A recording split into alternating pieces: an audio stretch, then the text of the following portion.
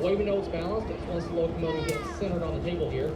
If you keep an eye on the far end of the table where I'll be at, you'll see it drop by just a few inches. When it drops, we know the table is balanced. So basically, when it drops, he stops.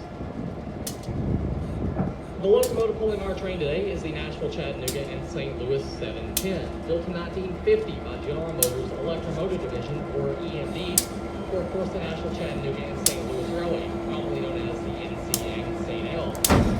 The locomotive was built as a GP7, the GP meaning general purpose. The locomotive could be used in any service, like passenger or switching service, for example. And the 7 being its model, the series model, meaning this engine produced 15 horsepower. It was later required by Amtrak. They upgraded it to a GP9, meaning it was in 750 horsepower.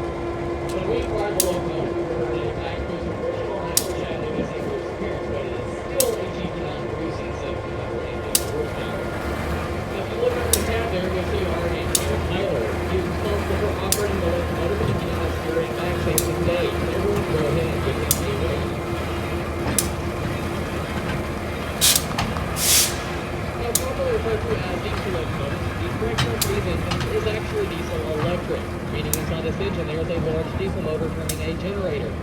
That generator produces electricity, and that electricity is fed down to the traction motors that sit on each axle of this locomotive. And it's those traction motors that are actually propelling the engine. Hence the term diesel electric. Diesel locomotives have always been made that way, and that is the way they are still made today, whether it's Norfolk Southern, CSX, or Union Pacific. Those are all diesel electrics. The major difference between the locomotives built in 1950 and the ones being built today is that today's modern locomotives have computer systems in them, as well as produce much more power and are much more fuel efficient. The reason these locomotives were going to replace the steam locomotive was for money. The steam locomotives are much more expensive all around to operate. For example, those locomotives spend much more time down for maintenance and repairs. Also require lots more money spent on lubricants because of all those exterior moving parts on those locomotives. They cost more on the crew. Steam locomotives require 2 crew members minimum, while the diesel locomotives only need the 1. But of course, fuel costs on a steam locomotive was more expensive as well. There is a misconception though that power was the reason. That is actually not the case. Most steam locomotives today are much more powerful than their diesel locomotive counterparts. For a good example, as I mentioned a few minutes ago, this locomotive built in 1950 only produced 53 horsepower per new. While one of our 2 operational steam locomotives, the Southern Railway 4501, built in 1911, it produced 2,500 horsepower when new. It was not until the mid-70s that diesel locomotives finally were able to reach that 2,500 horsepower rating.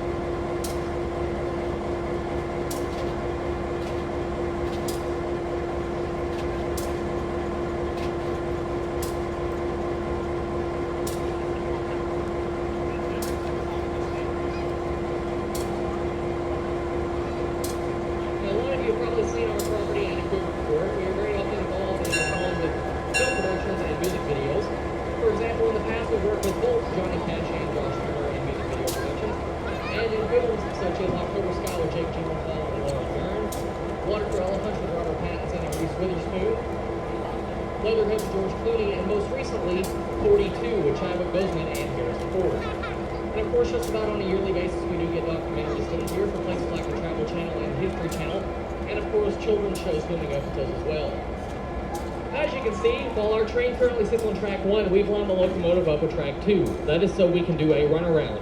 What that means is the locomotive is going to go past our train and then through a switch.